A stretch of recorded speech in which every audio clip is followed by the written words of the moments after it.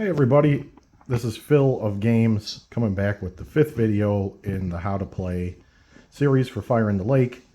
In the prior video, the Arvin player did a train operation, and I caught something I missed, so I forgot to add the effect of the leader card that was in play at the time. Each Arvin train operation adds +5 bonus aid. So to add the aid, you just simply move the aid counter up 5, which I did. So it went from 15 to 20. But just remember that those leaders can have effects during the gameplay that we need to be cognizant of. Okay, so the next card up then is going to be the cadres card, which is what the VC player is going to take for his turn on this card.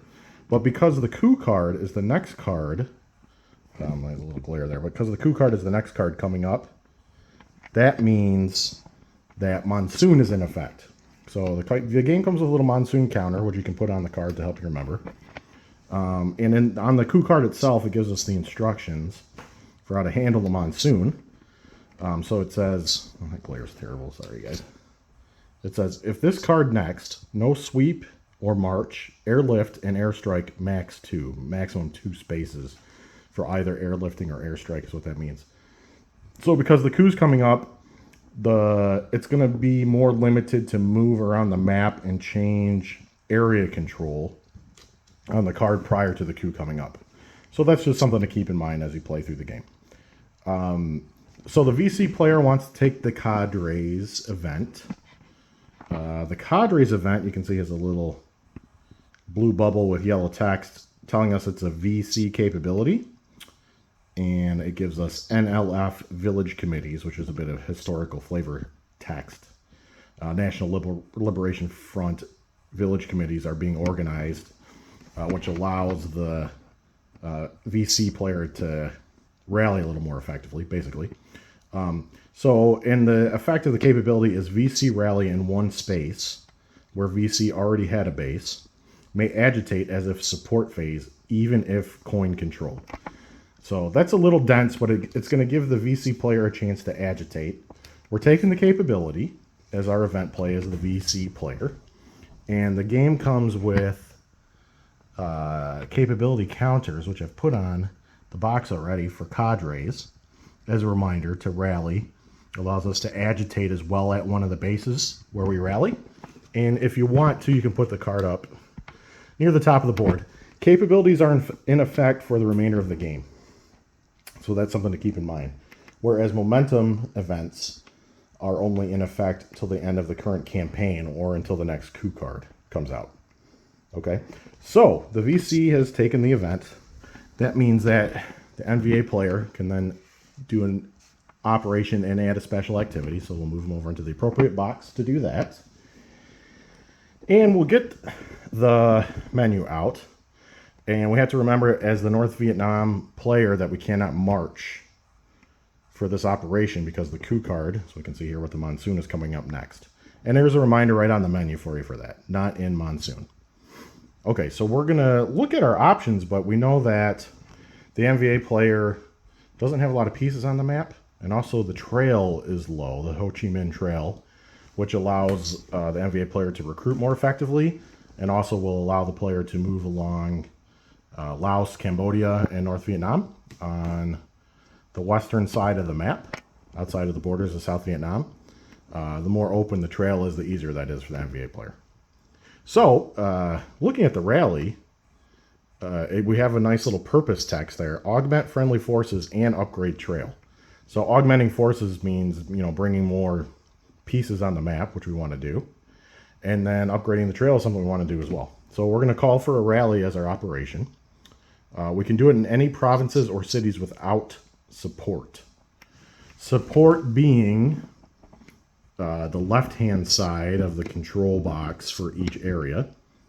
And you can see there's passive support in all these areas I'm pointing at. Can Tho, Ba Xuan, Vinh Binh, Saigon. And that means because there's passive support there, the NVA player cannot do a rally action in those spaces. Okay. It costs 1 resource per space.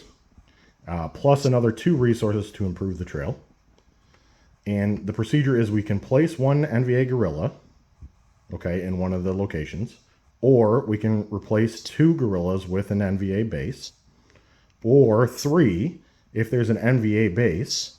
Instead, we can place NVA guerrillas up to the trail value plus the number of NVA bases in the space.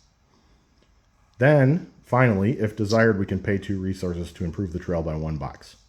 So this means that in the locations where we don't have a base, where we might think of recruiting, Cambodia and the Fish Hook and Sanookville, we can only place the 1 NVA guerrilla. However, in the Parrot's Beak, Southern Laos, Central Laos, and North Vietnam itself, we have bases already placed on the map to start. So that means we can place 1 guerrilla for having the base there, plus as many guerrillas as the trail value. Now, at the beginning of the game, the trail value is only 1, right? So you can see why you want to up the trail value. This is part of the reason why as the NVA player. Now, you can't up the trail value to 2 and then place an extra guerrilla at each of those bases, because if we read the rally rule, the order of the rule is important, and at the end it says, then, after we've done our placing, if desired, pay 2 resources to improve the trail. So first we've got to rally, and then we can improve the trail. All right, so we'll do that. Just use our pawns. What the heck? We'll rally North Vietnam. Basically, everywhere we're going to have a base, we're going to rally. Central Laos, Southern Laos, the Parrot's Beak down here. And then we'll probably also rally in Cambodia, everywhere we can, really. And that's uncontested outside of the borders of South Vietnam. It'll probably be a good spot for rallies. And, you know, honestly, the other thing we're going to need to think about is Ken Giang might be a nice spot because we already have a VC buddy down there and nobody to hurt us. So we'll rally a guerrilla down there as well. So that's 1, 2, 3, 4, 5, 6, 7, 8 pawns we put out. We're on 10 resources now. We'll bump that down to 2. We're going to do 8 rallies, okay? And then we're going to spend those last 2 resources to upgrade the trail at the end. So we've got enough to do all this, which is great. And to rally, you just simply place the guerrillas from available onto the map. So I should have checked this before, but we got 1, 2, 3, 4, 5, 6, 7, 8 available guerrillas. Now we need to think, because I picked 8 spaces and we can't put 8 and 8. So North Vietnam gets 2, Central Laos gets 2, Southern Laos gets 2, and the Parrot's Beak gets 2, which will cost us 4. Okay, 1, 2, 3, 4. So while we could have rallied in all those locations I wanted to rally in, we didn't have enough guerrillas to be available to be able to do it. All right, so we're going to bump then 4 money back, so we're back up to 6 money. 6 resources for those spots that we didn't wind up rallying in. And now that we've done with our rally placement, we're going to spend the 2 more resources to improve the trail. Trail goes up to 2. This means that our next rally will be able to place at bases 2 guerrillas, plus 1 more guerrilla at least for having the base there.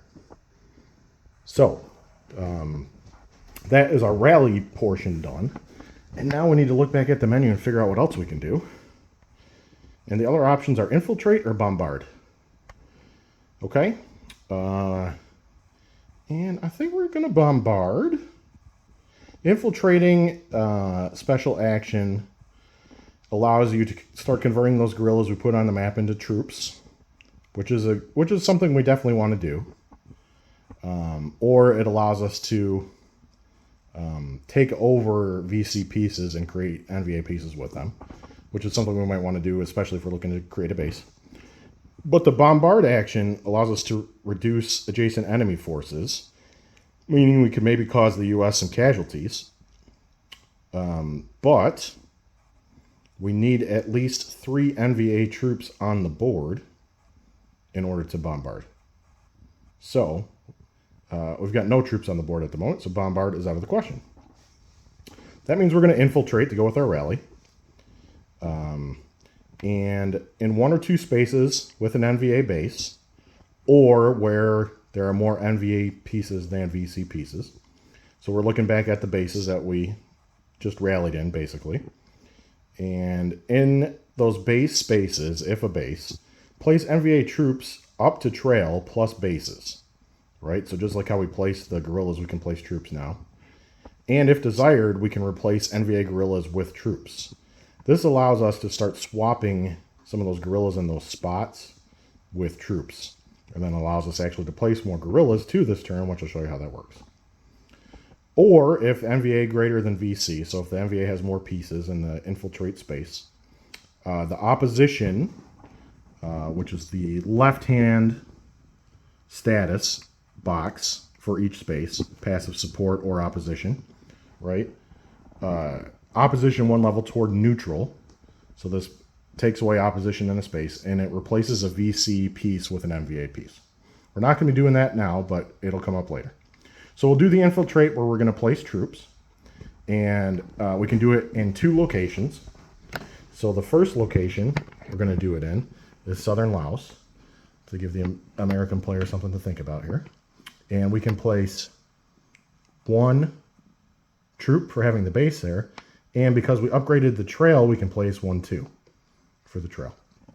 So that means 3 total troops in the Southern Laos. Then we can also replace any guerrillas with troops. Well, we're going to do that. We're going to bump our guerrillas all the way down to 2 in that space. So take 3 guerrillas and put them in available, and add 3 troops instead. Okay, now Southern Laos has 6 troops and 2 guerrillas after infiltrating. So that's 1 done. And then our other location, we'll get another pawn out. We don't have to pay for these. Special actions you don't pay for. We'll do the same thing in the Parrot's Beak. Right, so we'll remove 3 of the guerrillas and swap 3 troops in. Boop. And then we'll recruit 3 troops there. 1 for the base and 2 for the trail. Now we've got some guerrillas freed up. And remember, you can do an operation and special activity in any order. And we have the money to do it. So we can recruit in those other 4 spaces we were thinking of recruiting in. Which were the Northeast Cambodia, Fishhook, Sihanoukville, and down here in the Delta, where our VC buddy is. Right, so we're going to do 4 more rally actions to place those guerrillas, which brings our resources down to 0. Because we have no base in those spaces, we're allowed to just place 1 guerrilla. Right, so in each of those spaces we'll place 1. So we'll get our 4 NVA guerrillas, which we just kind of recycled off the map. Put 1 in Northeast Cambodia, 1 in the Fishhook, 1 in Sihanoukville, and 1 in Kengyong. And with that, the special activity is complete, the operation's complete, the NVA is completed, their turn, so they go to ineligible. But the coup card's next, so everybody stays ineligible, which is interesting. And the next thing we're going to do is the South Vietnamese are getting a new leader after a coup, and we're going to conduct a coup round, which will change a lot of status on the map. Factions will get income, and we'll get everything reset for the next campaign round. So there you go, video 5. We learned how to do some things with the NVA, rally, and infiltrate. Thanks.